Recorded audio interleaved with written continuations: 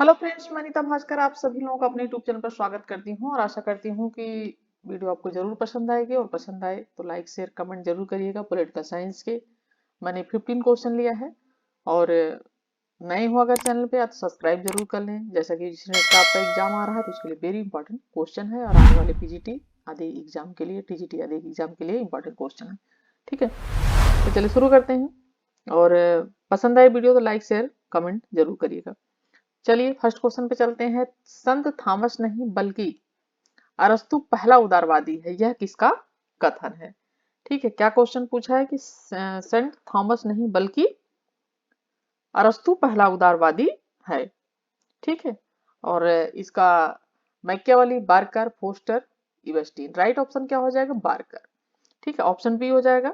देखिए, कानून को संप्रभु बनाकर और शासन को कानून के अधीन स्वीकार करके अरस्तु ने, ठीक है, अरस्तु ने समग्र संसार के संविधानवादियों का पिता होने की ख्याति प्राप्त की है। यानी समस्त जो संविधानवादी हैं उनका पिता होने की ख्याति मिली है इसे। और सेंट थॉमस का कानून के प्रति सम्मान और उसका संविधानवाद प्रमुखता अरस्तु द्वारा ही प्रेरित है। तो ये कहा है कि सेंट थॉमस नहीं बल्कि अरस्तु पहला उदारवादी है। किसका कथन है? तो बार्कर ने कहा है। तो बार्कर के शब्दों में अरस्तु ने सेंट थॉमस को सिखाया है।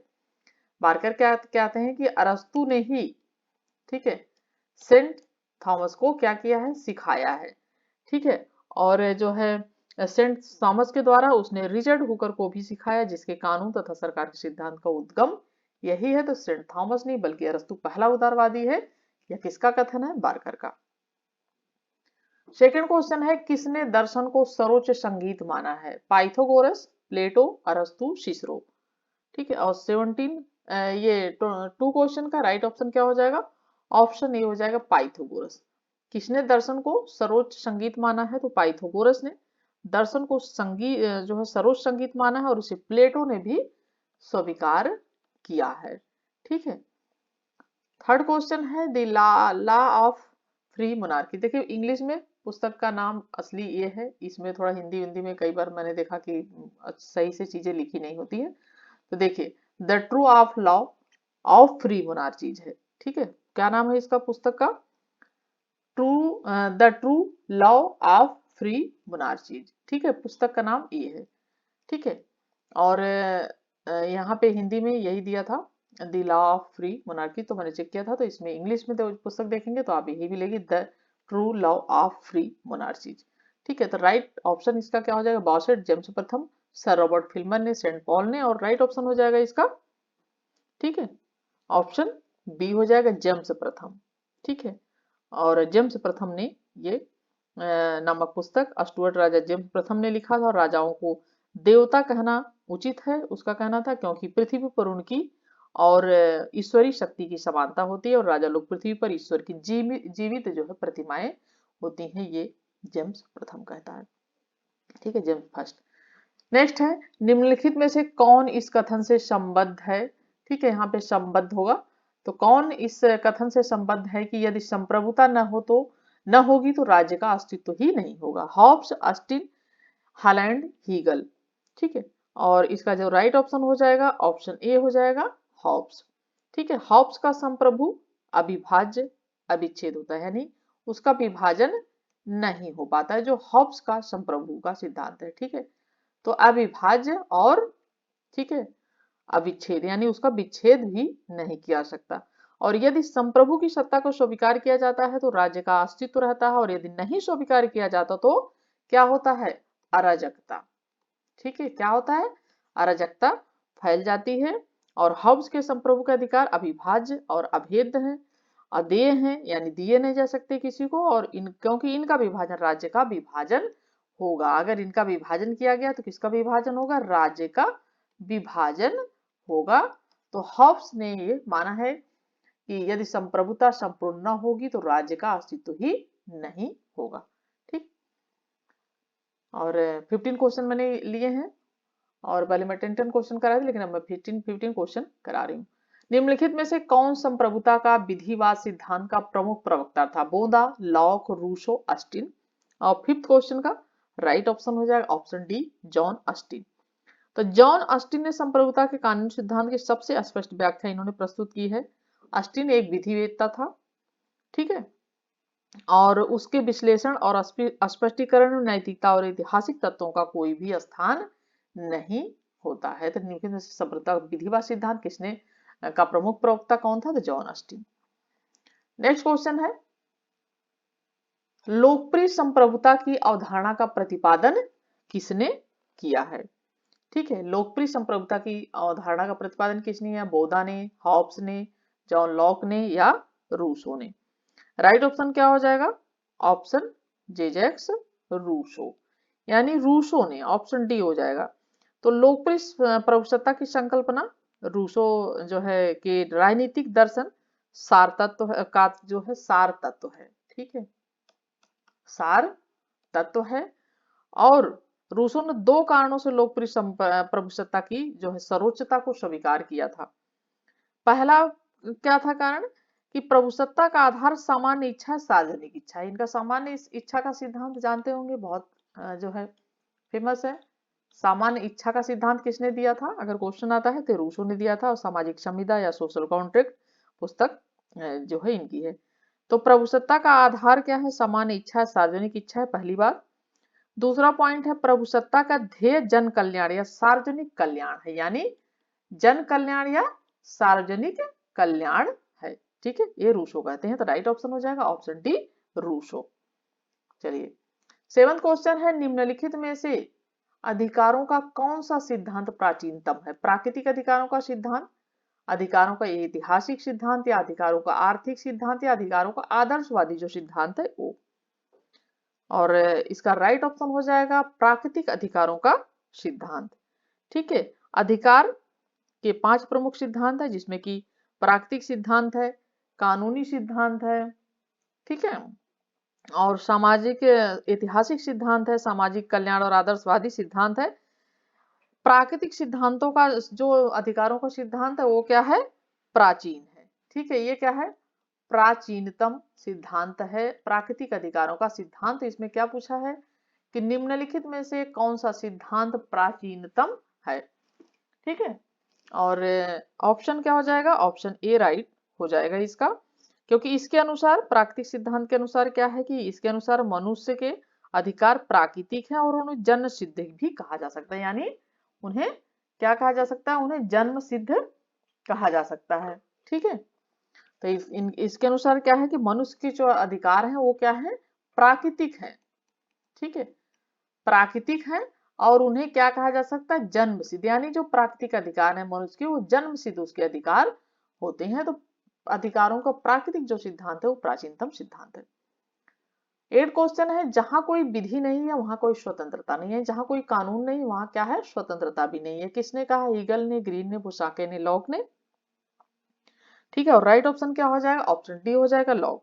लॉक लिखता है कि कानून स्वतंत्रता के लिए क्या है? कानून स्वतंत्रता के लिए अनिवार्य दशा है, ठीक है।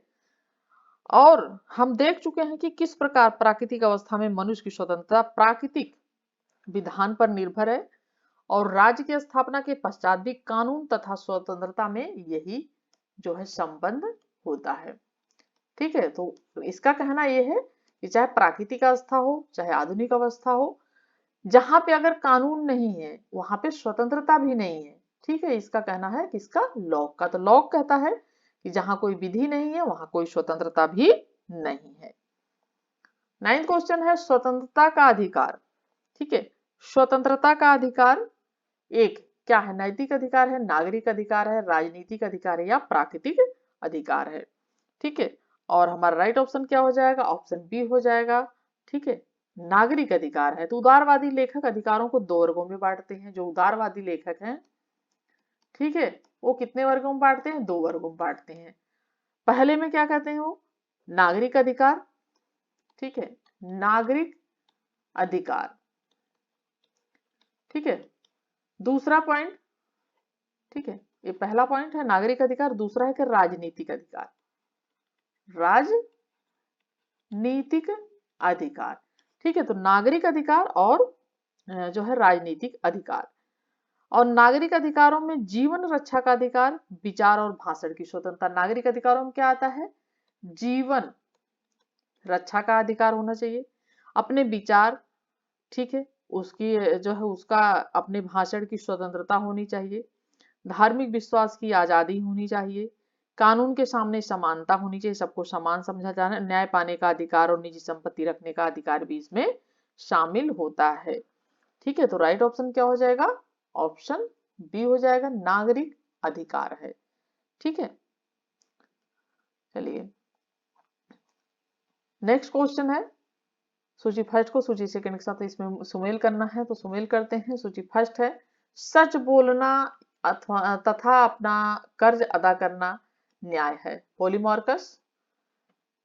प्रत्येक व्यक्ति को उसका औचित्य देना न्याय है, सेफालस ने। नेक्स्ट है सी, शक्तिशाली का हित ही न्याय है, ग्लाकन। और न्याय भय का शिशु है, तो हमें मिलान करना है किसने ये क्या कहा है। ठीक है, ठीक है, तो देखिए सच बोलना तथा अपना कर्ज अदा करना, ऑप्शन क्या हो जाएगा? न्याय है। यह किसने कहा है? यह कहा है सेफालस। ठीक है, प्रत्येक व्यक्ति को उसका औचित्य देना न्याय है, यह क्या कहा है? पॉलीमार्कस ने, यानी प्रत्येक व्यक्ति को उसका औचित्य दिया जाना चाहिए। तीसरी बात है, शक्तिशाली का हित ही न्याय है। ठीक है, शक्तिशाली का हित ही न्याय है, वो कौन कहता है? थ्रेसी मार्कस, यानी इन्होंने शक्तिशाली के हित को ही प्राथमिकता दी है, थ्रेसी मार्कस जो है मेकस ने। और न्याय भय का शिशु है, क्या हो जाएगा? डी का 3 हो जाएगा, ग्लाकन ने कहा है। ठीक है, तो इसमें देखिए सिफारिश के अनुसार न्याय का अर्थ है सत्य वचन कहना, और उसके लिए ऋणों की अदायगी जो है ऋणों की अदायगी करना।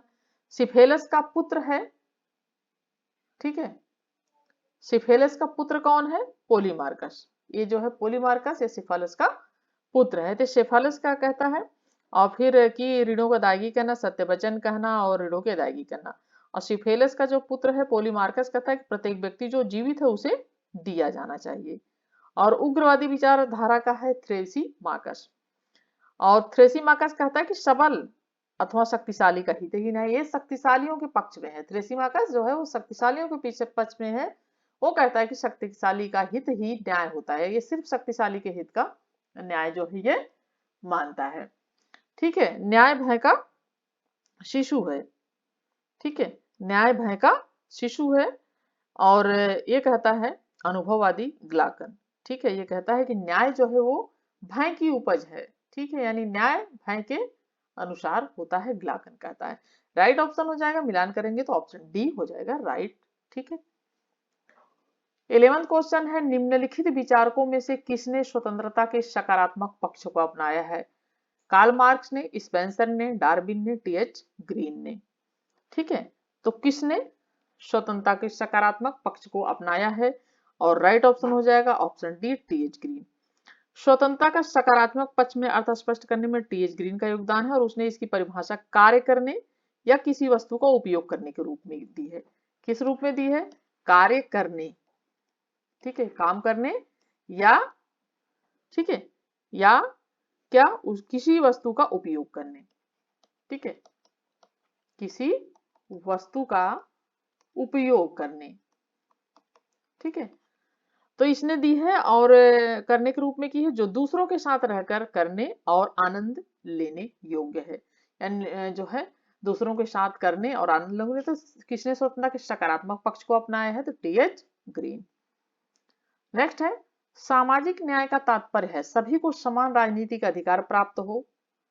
ठीक है, सभी को समान आर्थिक अधिकार प्राप्त हो, सभी को धार्मिक स्वतंत्रता का अधिकार प्राप्त हो। डी है, सभी प्रकार के भेदभाव, रंग, धर्म, मत, लिंग इत्यादि पर आधारित विशेषाधिकार की समाप्ति।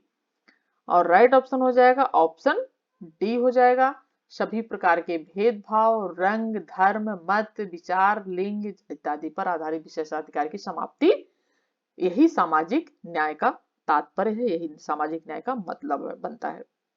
देखिए, समाज में भेदभाव नहीं होना चाहिए, समाज में सब व्यक्तियों को, अपने वर्गों को और जो है वर्गों को विकास और उन्नति के क्या होने चाहिए? समुचित अवसर मिलने चाहिए, जैसा कि हमारे संविधान में भी ये बात है।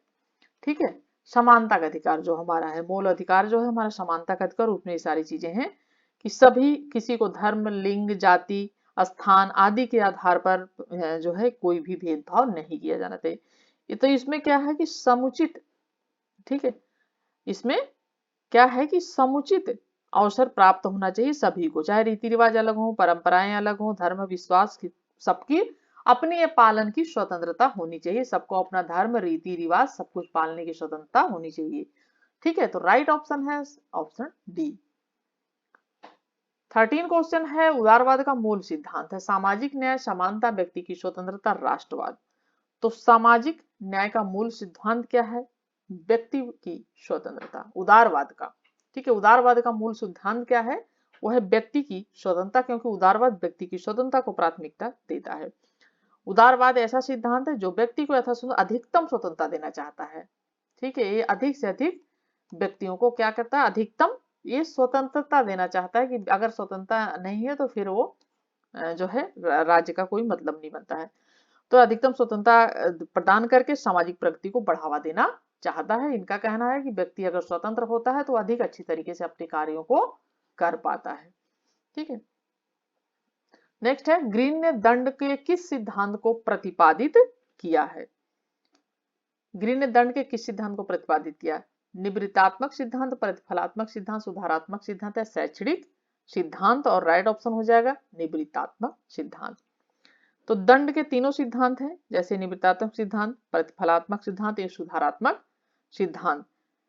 तो ठीक है, तो सुधारात्मक जो है निवृत्तात्मक, प्रतिफलात्मक और सुधारात्मक उद्देश्यों का समर्थन करते हुए अंत इसके प्रतिरोधात्मक या निवारणात्मक स्वरूप पर भी अधिक जोर देता है, क्योंकि उसकी मान्यता है कि दंड का जो ध्येय है वो अधिकारों के उल्लंघन को क्या करता है? रोकता है।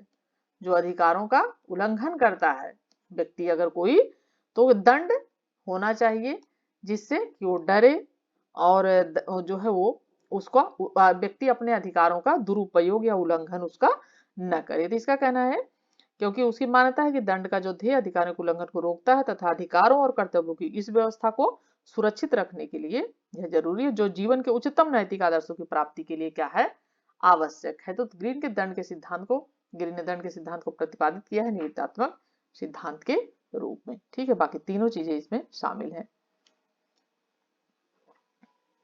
चलिए नेक्स्ट क्वेश्चन है, निम्नलिखित में से कौन उदारवादियों के दृष्टिकोण को प्रतिबिंबित करता है? ठीक है, कौन उदारवादियों के दृष्टिकोण को प्रतिबिंबित करता है? ये ऑप्शन है राज्य को लोगों के कल्याण के लिए कार्य करना चाहिए, बी है राज्य को लोगों के मामले में बिल्कुल ही हस्तक्षेप नहीं करना चाहिए, सी ऑप्शन है राज्य एक आवश्यक अच्छाई है, और डी ऑप्शन है राज्य को केवल न्यूनतम आवश्यक कार्य करना चाहिए। तो निम्नलिखित में से कौन उदारवादियों के दृष्टिकोण को प्रतिबिंबित करता है? और 15 जो हमारा क्वेश्चन हो जाएगा, ठीक है, इसका राइट ऑप्शन क्या हो जाएगा? यानी निम्नलिखित उदारवादियों के दृष्टिकोण को प्रतिबिंबित पूछा है। ठीक है, प्रतिबिंबित, तो राइट ऑप्शन क्या हो जाएगा? ऑप्शन ए हो जाएगा। ठीक है, ऑप्शन ए हो जाएगा कि राज्य को लोगों के कल्याण के लिए क्या करना चाहिए? राज्य को लोगों के कल्याण के लिए कार्य करना चाहिए। ठीक है, ऑप्शन ये इसका राइट हो जाएगा। ठीक है, कि राज्य को क्या करना चाहिए? लोगों के कल्याण के लिए कार्य करना चाहिए। प्रारंभ में उदारवाद ने मुक्त बाजार व्यवस्था को सामान्य हित का जो है इन्होंने क्या माना था? उपयुक्त साधन मानता है, और राज्य के लिए हस्तक्षेप की नीति का समर्थन किया है। ठीक है, राज्य के लिए हस्तक्षेप यानी हस्तक्षेप राज्य बिल्कुल नहीं करे। उदारवादियों का सिद्धांत है कि व्यक्ति को अगर स्वतंत्र रहना है तो राज्य को बिल्कुल भी हस्तक्षेप नहीं करना चाहिए उसमें, बिल्कुल भी। ठीक है, ये कहता है उदारवादी सिद्धांत। तो उदारवादियों के दृष्टिकोण को कौन प्रतिनिधित्व? राज्य के लोगों के कल्याण के लिए कार्य करना चाहिए। तो राज्य को अधिक से अधिक लोगों के कल्याण के लिए कार्य करना चाहिए, लेकिन उसको हस्तक्षेप नहीं करना चाहिए, यह है इनका सिद्धांत। और इन्होंने जो है आवश्यकता को स्वीकार करते हुए कल्याणकारी राज्य का सिद्धांत इन्होंने अपनाया है। ठीक है, तो 15 क्वेश्चन कंप्लीट होते हैं, और आशा करती हूँ वीडियो आपको पसंद आई होगी। पसंद आए तो लाइक शेयर कमेंट जरूर करिएगा, चैनल पे न तो सब्सक्राइब कर लीजिएगा। नेक्स्ट वीडियो में फिर मिलती हूँ, तब तक के लिए आप सभी लोगों का धन्यवाद। Thank you for watching video.